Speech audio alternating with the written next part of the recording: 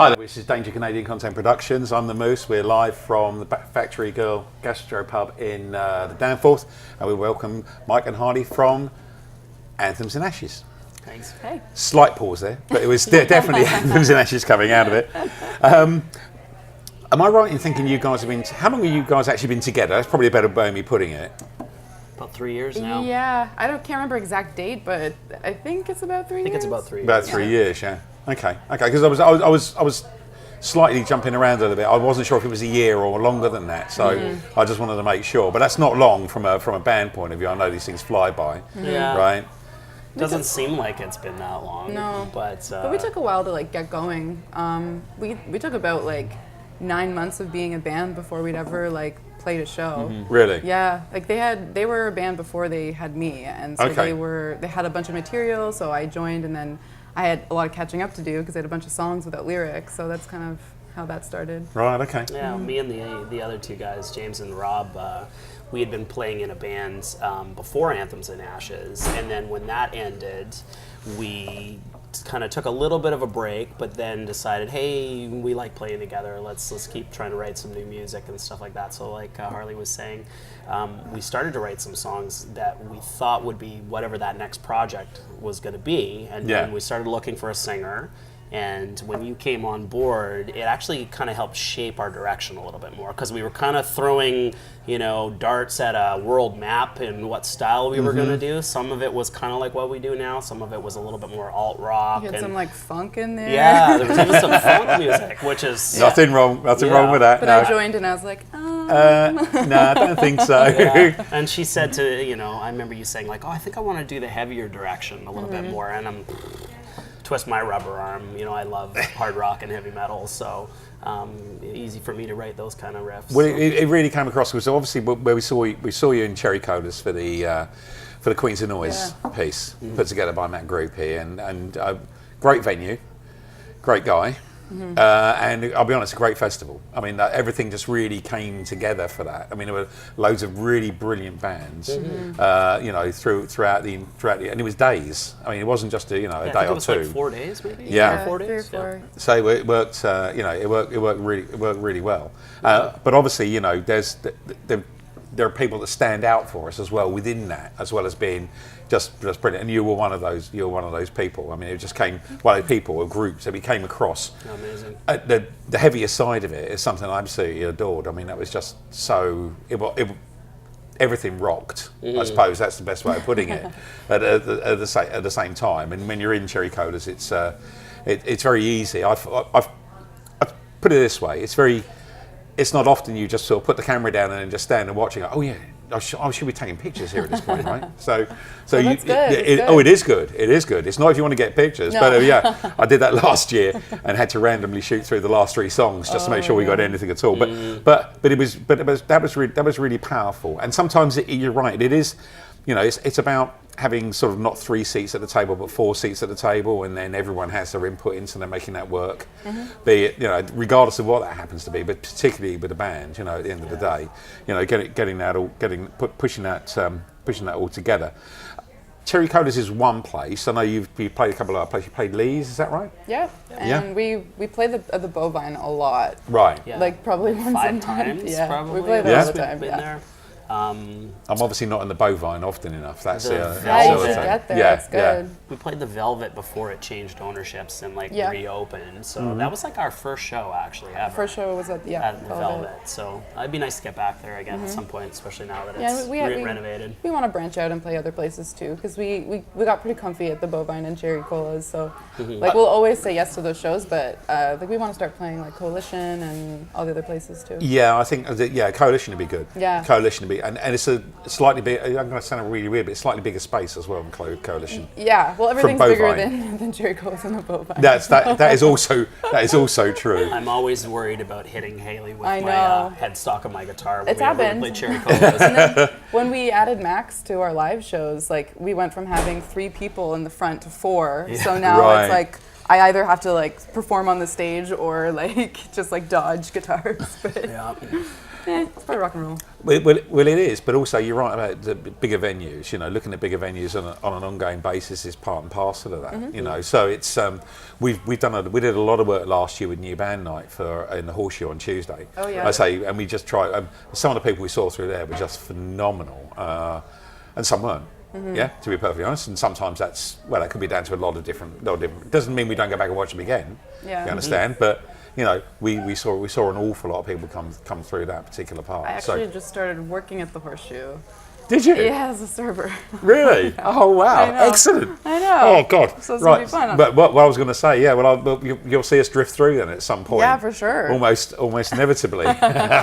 Oh wow! That's and the Horseshoe is a place that we spent a lot of time last year. Yeah. Okay. It's a very easy place to spend time in as well, and. Yeah, we were going to be doing something similar this year. In terms of this year, tours, release, album. Obviously, you've only just put out Burn It. Well, I say only just put out. We put out Burn It Down, right? Okay, phenomenal. Anyone who hasn't listened to this needs to go and listen. It's in our top 15. Absolutely. We could talk about releases. It doesn't matter. We've had everything from, you know, EPs to albums to double albums in there this year in our top 15, and you guys were part and parcel of that, and deservedly so, right? Really deservedly so. Thank you. But from that point of view, are you what's next from that point Well, of view? I think first and foremost, we got to promote this record a little bit more. Right. You know, more people should hear it, as you were saying. We're going to do a couple more videos, so 2 more singles Right. For the EP. So those are in the works. We'll be shooting something for Her Fire soon. Yep. Probably in about a month or so, Yeah. roughly. And then probably we're going to do a video for Hunger as well. So we'll do those. So that's step number 1. Yeah. But step number 1 is important because the visuals are absolutely, that's critical, okay? Because the whole video part of it is what it crosses so many boundaries. We've seen bands who have got who've grown through that entire video piece, and getting out to new people. We've got something new that's coming up, whereby the bands that we saw in November, December are going to go into a playlist for us for a month, and then we're going to do the same thing. So we're going to retro the bands in and just play 1 or 2 tracks from each band in the playlist, and then push that out as well. Get getting to a slightly broader audience from that point of view as well. Okay, and it's something new. We haven't done it. We did album of the week before, release of the week, which is great, but didn't really capture what we were seeing. So, we saw 380 bands last year, full sets. That's a lot. All right, it was, and it became a bit of a. It was brilliant, but it also became a bit of a burden. We went through 300. It was like, well, what about 325? We can do 3, and then it was 350. No, slow down, please, guys. And but it's also about reflecting what we're seeing. The breadth of the talent that we're actually watching in front of us. It's so important for us to be able to get that to a larger audience wherever possible. And I think with like what you're saying about like visual aspect of it, I think music videos are so important. Yep. And especially because I think where we like what we love the most or have been enjoying the most is our live shows and developing that and like bringing in more theatrics or whatever it is. Yep. And it's hard to capture that with just sound. So I feel like with music videos we're able to kind of show that part of it too. So. But then in terms of a bigger audience as well, does that also mean more touring as well? Or, and touring period would be nice. You know, we were pretty much a Toronto-based band right now and have been playing fairly exclusively in Toronto up until this point. Right. So another thing we discussed, which is a big goal for us in this coming year, is playing outside of the city. Ontario first, Quebec, absolutely, and then we'll see what happens if we can start playing further away and make it work. Then amazing. Well, again, we were talking about there was a conversation recently about Hamilton as well in terms of, getting out of Hamilton. That's probably our first seriously, this ain't Hollywood is a phenomenal venue. We've been to once. Yeah, I played there one time. Yeah, it's a great venue. It is a great venue, and they have such a great music culture there. There is. There's Yeah. history, isn't there? Yeah. That's the thing. It really works. And with more people in and around, more people we're seeing from Hamilton as well. We're actually thinking about moving one of these sessions out to Hamilton to be able to work that'd be with that cool. as well. Well, it will be, and we'll get some more people as a result, more bands. I mean, in the first instance, and then buy more people off the back of that. But certainly, as you say, you don't have to. The beauty of Ontario is you don't have to drive all night necessarily True. to get to where you want to be. You still got to drive a lot further than you might have done in the UK, but you still got it to get out there as well. Yeah. Yeah, you could drive for hours and not get anywhere. Well, that's true. Someone said to me, well, I think part of one of the interviews we did, it's 5 hours isn't much to do of a drive, and I went, but you could be in Edinburgh from London at that point. I was thinking about that today. How like when you're in Europe, you could just take a train somewhere and come back like the next day. But we can't really do that. No, and then there's day jobs and everything else that link into that, and I get it difficult. But it's good if you expand out, outside Toronto into a bigger audience part there. Then that works there. I think we just wanted to like get a good following in the city before we did move on, and so now that I feel like we've got a following. Now we're like ready to move to like Hamilton and Ottawa, and then. Well, and part of that was learning how to play live together too. That's a different scenario. And put on a good show, So being, here in our home base and doing that in that comfort zone and doing that a lot, I think now it's time to go out and bring the show to other people. I think it is about honing the craft, though, isn't it? That's what it comes down to at the end of the day. No one's perfect first up.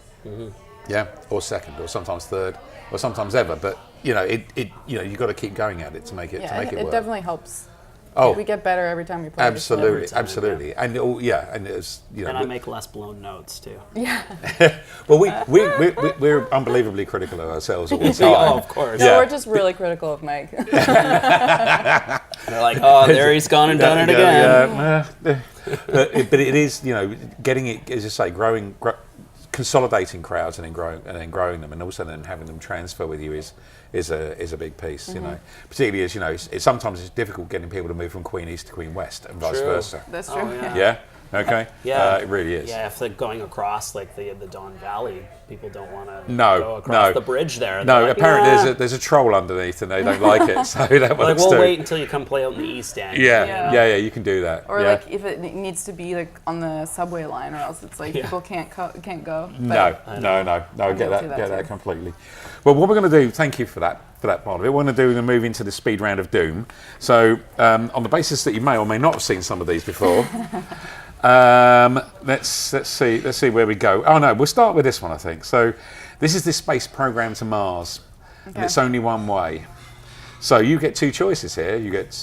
Which of the following musical celebrities are going to be on that flight to Mars one way? Never to come back again. Well, I'm just saying they might not, possibly, right? Okay. But you're not with them, okay? So you don't have to go with them to make sure they get there. Is it going to be Van Morrison, Johnny Rotten, Kanye West, Bob Dylan, Sting? Van Morrison. Van Morrison? I could enjoy Kanye West music from afar. From afar? Yeah. That sounds. I like his music, not so much him. So he can. There are a number of people who wouldn't just like to see Kanye go, but his entire family. Yeah. So I think that seems to be that's reasonable. Okay. Okay. Penguins or scorpions? Scorpions. Penguins. Yeah. Yeah, they're just so cute. Sabbath or Guns N' Roses? Sabbath all the way. Sabbath. Yeah. I like that. Yeah, that one of the best things I saw last year. I'm sorry about this, but was Sate doing War Pigs. Oh, nice. Absolutely brilliant. Again, there was another one where there were no photos. Nothing got taken while that song was playing. Okay, in a fight. Oh no. So what would you rather have? What would you rather have? One duck-sized horse or 100 horse-sized ducks? I'll go with the big option. You're going for the big duck. The big duck. I'm like still pretty heartbroken about the house hippo not being real, so I will take a mini horse that I can You can take a mini horse. yeah. Yeah. Mini anything. Mini anything. Okay. Yeah, that's fair enough. That's good. So you can take yours and I'll take mine. We're good. Yeah. Well, and there's I just want to ride a giant duck. That's fair.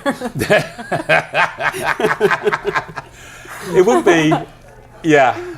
As long as it's not one of the Canada geese, that's fine. Yeah. Okay, so we leave Canada geese to one side, right? Yeah, Yeah. let's do Okay. Cool. That's We're good. cleaning up after it. Which vegetable best describes Toronto? I'd say arugula because it's fun to say. Yeah. I was going to say a turnip. A turnip is the first thing that came to mind for some reason. Yeah. There is a turnip element. Mostly around the CN Tower, being stuck on the end of a piece of celery or a carrot. Yeah. Yep. No, I get that. I get that as well. I think I might have lost myself here, but we're back at here, right? Maple syrup, overpriced or overrated? Overrated. Overpriced. Yeah. I'd drown myself in maple syrup if it was like my pancakes are like 80% syrup. Syrup. Yeah. I have more of a salt tooth than a sweet tooth, so. Okay. I'm on Who are you? I don't agree on anything apparently. Well, that's the beauty of the trade-off, isn't it? And then, finally, Beatles or Stones? Beatles. I'd say Beatles too. Beatles? Yeah. Yeah? Grew up on it. Yeah, did you? Absolutely. Okay. It does depend on what your influences are, or what, in some cases, sadly, what your parents' influences are Yeah, as I was well. just thinking like my dad would play the Beatles and ABBA oddly, but And ABBA, yeah. And we listened to a lot of Stones in my household as well. Yeah. So I was very familiar with that catalog too. Yeah. But I don't know, just the songwriting of the Beatles and just something about that band will always be right there. So. Right now. Okay. Fair enough. And with that brings us to a conclusion. Thank you both very much indeed. Thank you. Many thanks to Mike and to Hardy for entertaining us and tolerating us. Details of the band will obviously be in the credits. Many thanks to Factory Girl and George for their accommodation, and full details of them will be in the credits too. Many thanks to Yestin and Angelo for filming. Subscribe to the YouTube link. Until next time, good night.